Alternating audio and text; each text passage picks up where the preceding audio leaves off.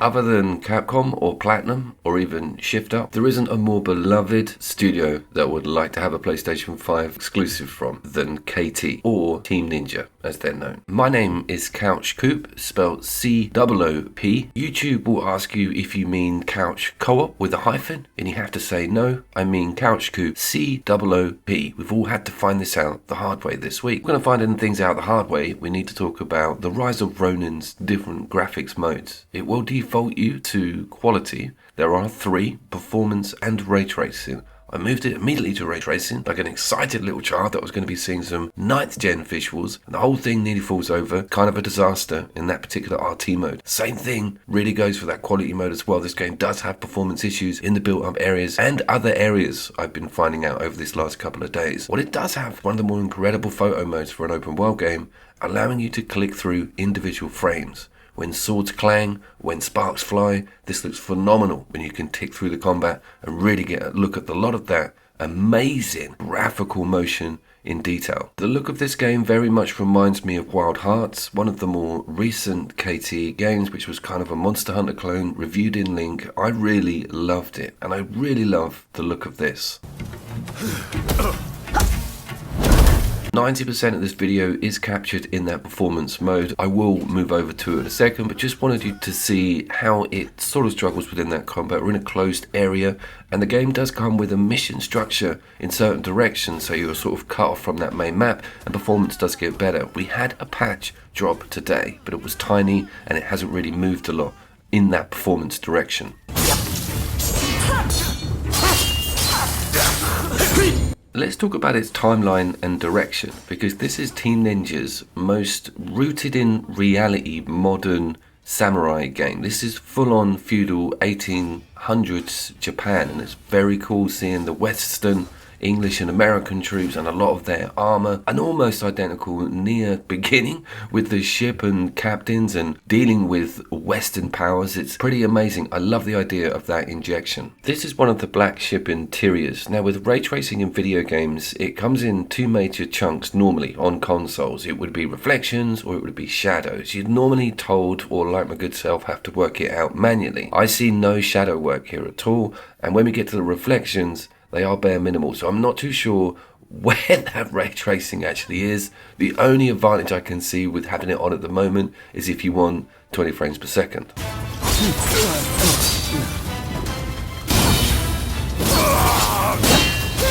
I really don't like going to performance mode on my console games. I will have them on a 4K TV, and that's half the point, is that running these quality modes is achievable with these 9th generation consoles.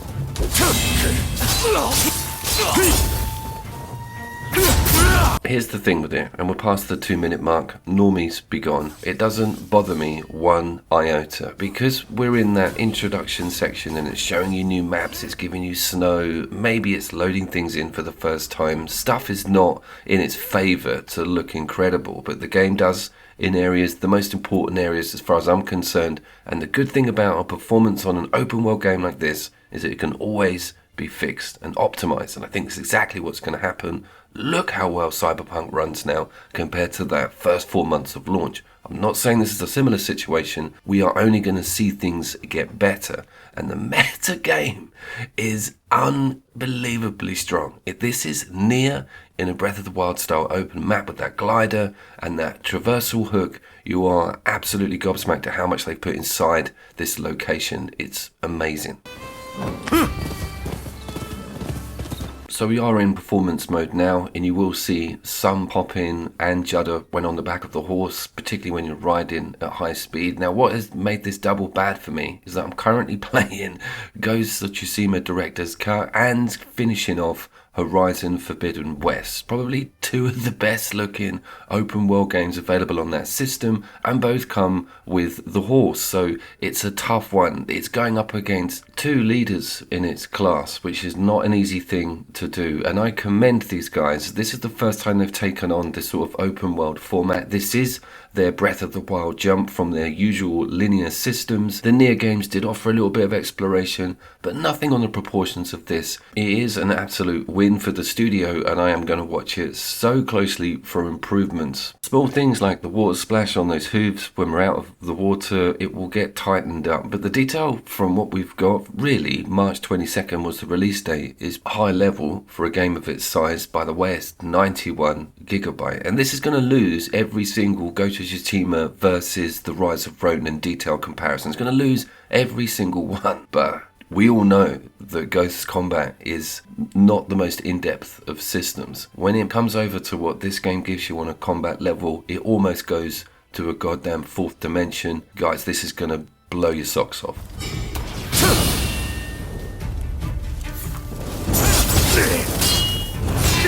It's a mixture of the Wulong and the Nier system, so hold on to your hats here, guys, because this is where it gets quite complicated. Now, every single person that you fight could have one of 5 different weapons. That's just at the start, by the way. It's introducing new ones to me as I'm coming up to mid-game. Now, that also blends into your stance at that particular time. Against their energy or stamina, you'll see a little arrow, and it can be red or blue, and that's whether they are optimized against what you're carrying or what stance you're taking to them. I didn't work it out at first, so you can always block with L1, but when they go red, they're coming in with an unblockable attack, which needs to be countered with triangle, and the window is smaller the worse matched up you are with the opposing weapon. This goes for all kinds of things, like the amount of ki you get back afterwards and just how much damage you're doing to each other. Once that system is taken on board and you realize what is required of you to take someone down, the whole thing starts flowing amazingly. There's also a vendetta system. The souls setup with currency is quite complicated. It's about location. They've taken that Wulong flag system in, and you're really conquering sections of this map. They very much kept to this wandering Ronin idea. They call them public disorders, and they all have a rank number and what's called formidable foes, which are real badass individuals nestled within these little camps. You sneak in, there's a full-on stealth system. This is on par with anything they've done previously, but it's all attached to a massive open world.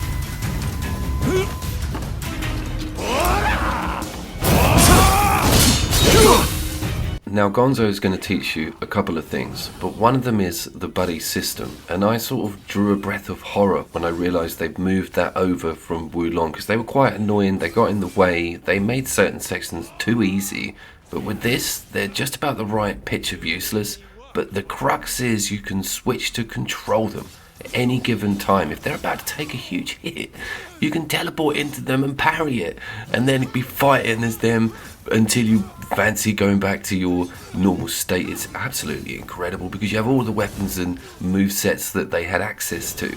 Now, notice on the previous Gonzo footage he had the red arrow. I was very much in my fledgling samurai phase, hadn't worked it all out, and I got to control the buddy. He has a revolver and some really good ideas with different stances that you will have access to in later game. That's a very good tutorial system, and the buddy setup I don't dread. There's also a bonding mechanic which gives you access to the plethora of characters you've developed relationships with, and in the main campaign story you will be asked to go into a one-way street mission, and you get to pick which NPC you want to bring along with you, and if you've opened up some really cool stuff, then you get really cool people to access. Now, we are looking at performance mode, and we are looking at in the town. This is the Pleasureville section.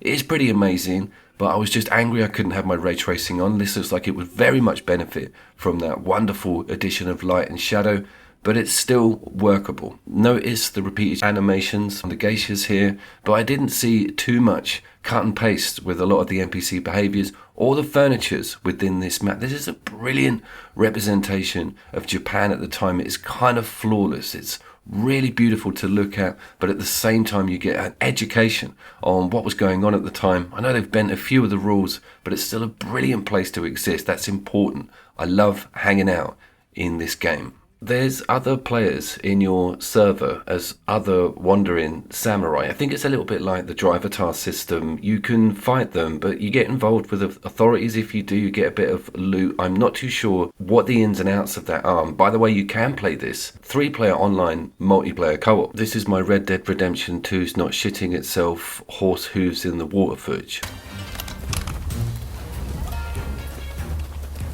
Let's talk range, and it's done as you would expect, absolutely flawlessly. The enemies are some of the most amazing, mind-reading, dodge the bullet at the last second, jammiest sods on the whole of the map. You'll be lucky to land a bullet on someone in combat. They're really there to sort of peel away on a stealth front, particularly that bow and arrow, but things go a bit crazy on the range. You get a fire-spitting cannon, which comes up, but can we all see this red arrow? Old Coop's not done his homework with this fight.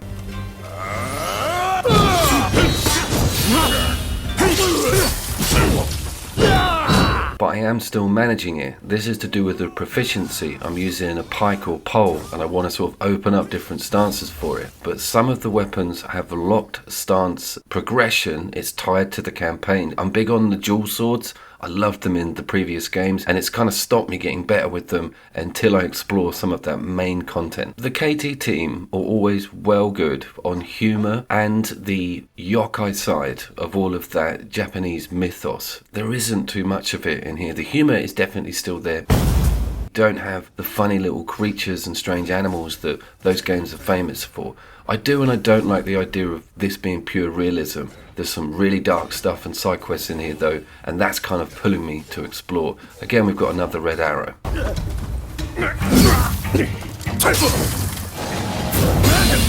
Shit gets super real when you're fighting more than one person, and unlike other samurai or kung fu games, the people that aren't involved in the fight with you don't hang around doing nothing. They actually have a whack at you if you get too close, so you're dealing with most of them, but there will be one individual that takes the lead. Check out some of this pop-in on the performance, but this is where this game sold me on the trailer, flying in on this wing and getting the above assassination. It kind of makes it all worthwhile.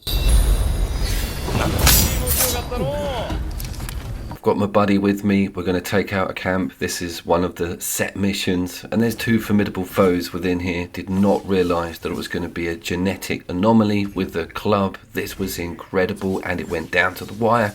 I managed to save the fight with the buddy controlling at the end with no health. The tension was palpable.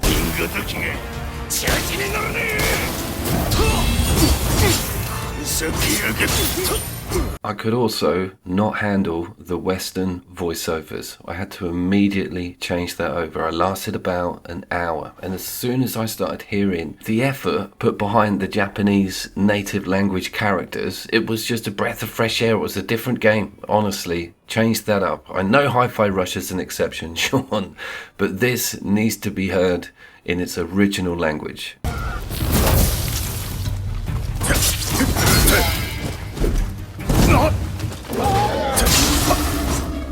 The video game in general completely worships cats and dogs. Most of your rewards revolve around finding them or talking to them or petting them. Shinji was the same, what with Ghostwire. It's an amazing addition, I love it. It's the cats thing, you have to creep up on some of them. There's a whole currency around taking cats back to a woman. But it doesn't hold back on killer boars though, and some of the wildlife is quite frightening. We haven't seen any yokai yet though. A little bit like Good vs. Evil or Breath of the Wild or even Spider-Man, there is an emphasis on photography. I like that idea. Locations need visiting. You have to get in a spot for a decent photo. It is very optional. You're offered an induction, but then it's just left to you if you want to complete those icons on the map.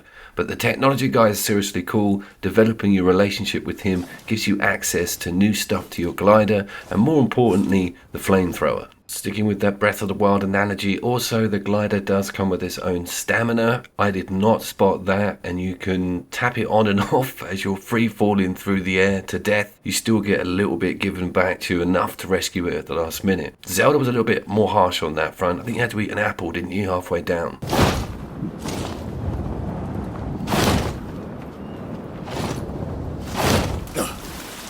You're probably thinking, I haven't seen any UI, I haven't seen any option screens. I don't even want to show you that overhead overall map because there's so much in there. There are spoilers everywhere. But the armor and the system with all of the slots, be it a helmet, wrist, and even shin pieces, has not been changed at all through the series. It even offers an amazing set bonus on certain types of armor, and you would lose yourself in just finding cool Ronin samurai stuff around that map. And that doesn't even go for the weapon and weapon classes. It's just falling out of you. You have a 2,000 inventory number slot to keep hold of things, and everything can be traded or sold.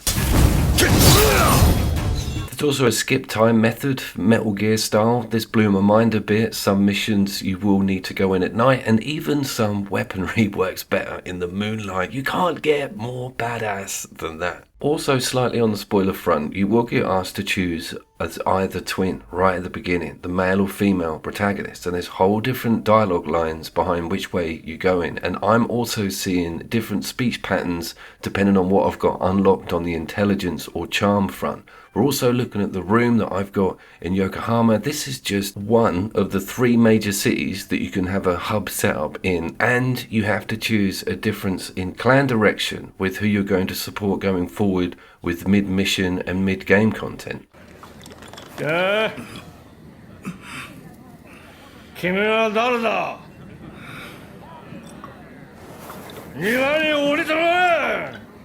I do just want to go back to that photo mode. Now I've got some decent gear and just show you how intricate that could potentially be. It does not give you a proper swing round or pan, and hence the reason you haven't seen me abuse it and have all these long boring shots. It kind of still needs some work, but I want to just point out this is a different stance system. I've got all 3 unlocked on this particular weapon. You see that overhead?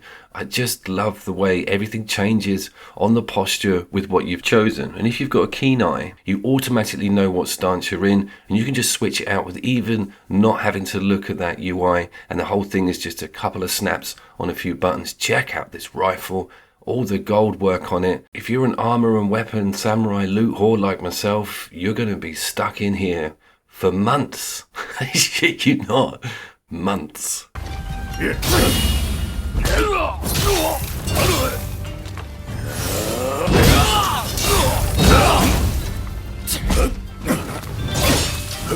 So remember that triangle move that I was telling you about that you can implement whilst blocked? That's one important thing, is L1 should always be on during combat, and then you can whack on triangle depending on how many hits are coming in your direction, or if they turn red and do the unblockable attack. My point being is you get a few opportunities to find the rhythm, but you also have to watch what weapon they're wielding, and how quickly their attacks are going to come at you will depend on what they're swinging around. The observation is through the roof. You could quite easily become a samurai choreography expert from just putting 200 hours into this game. It's really stunning stuff. The immersion with it is incredible. Every fight can go down to the wire, and it does that thing where if an enemy's got a millimeter of health, it becomes super strong and annoying and will try and take you down.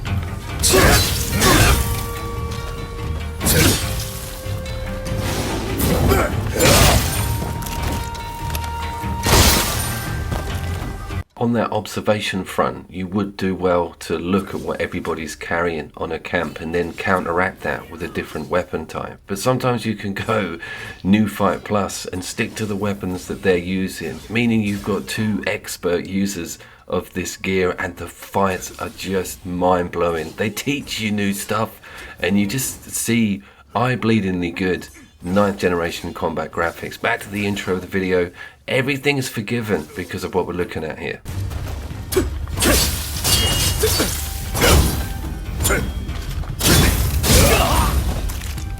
Just further up in the same camp, I meet my first unarmed foe, so I don't know how to read any of his moves. I can see my blue arrow, so I know I'm half winning, but this got hectic as hell. He did a full Blanca double-footed kick on me, and I just had to relearn everything and consider that unarmed combat is definitely a build direction for this game.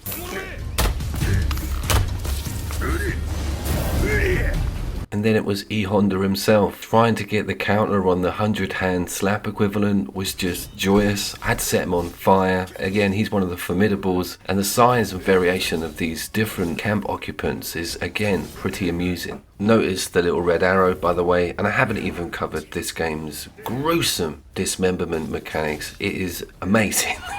It is available to be turned off, but why would you want to do that?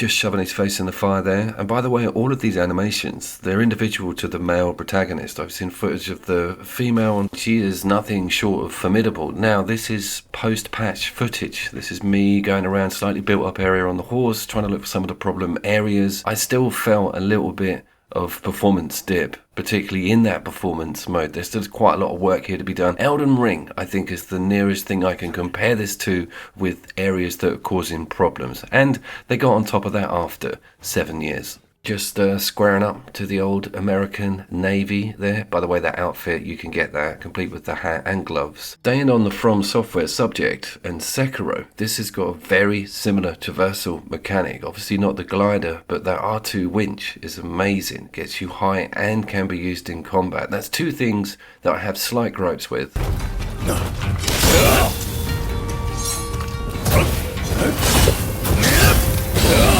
Countering a bullet I have only ever done by accident, and the R2 button within combat is actually quite a fiddle to use. You technically can't be locked on to anything for the R2 to reach the object that you want to swing round. It's a little bit easier with the barrels. Unfocusing during combat to free up that move sometimes doesn't always seem worth it, but it's pretty intense. Can you see there's swords in the ground here?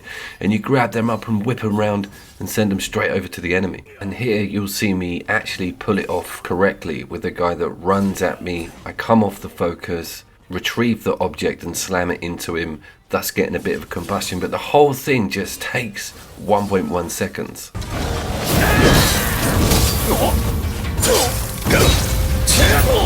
I think fighting the Westerners is also quite funny. I've got Siegfried himself here. They're so unbalanced and uncouth compared to the almost graceful dance of the samurai, but they're heavy damage and they always have good firepower, and there are loads of them. And normally in their camps, they have their genetic freaks also.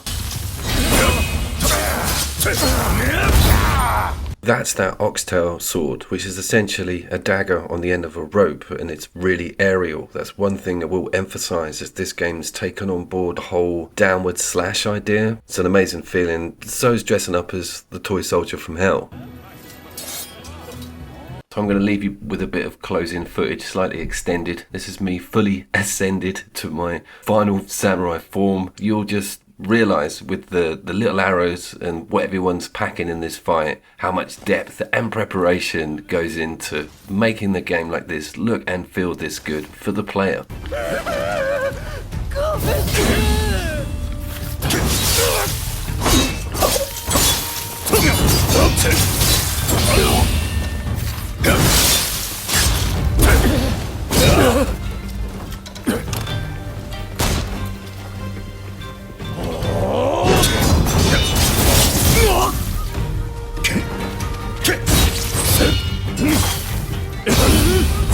Footage from now on in is a little bit dodgy on a spoiler front, so I want to just be careful about what I show you. I do want to show you the coolest move in the game so far.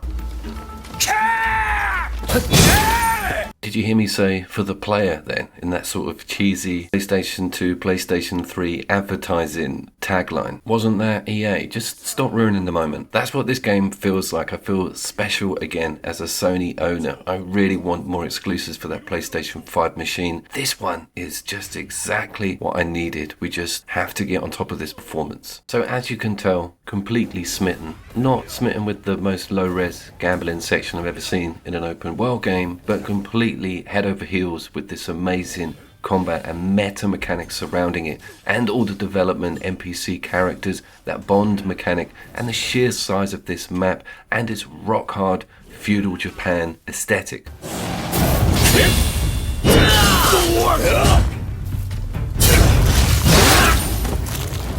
This is also especially poignant. I'm currently putting together the top open world games available on that PlayStation 5 system. This list is going to have Metal Gear Solid 5 on it. It's going to go right across the whole spectrum, and this is certainly going to be at the upper echelons of what I consider 9th generation decent open world games. Do me a massive favour, it's spelled C-O-O-P. There's no hyphen, or we'll see you down there.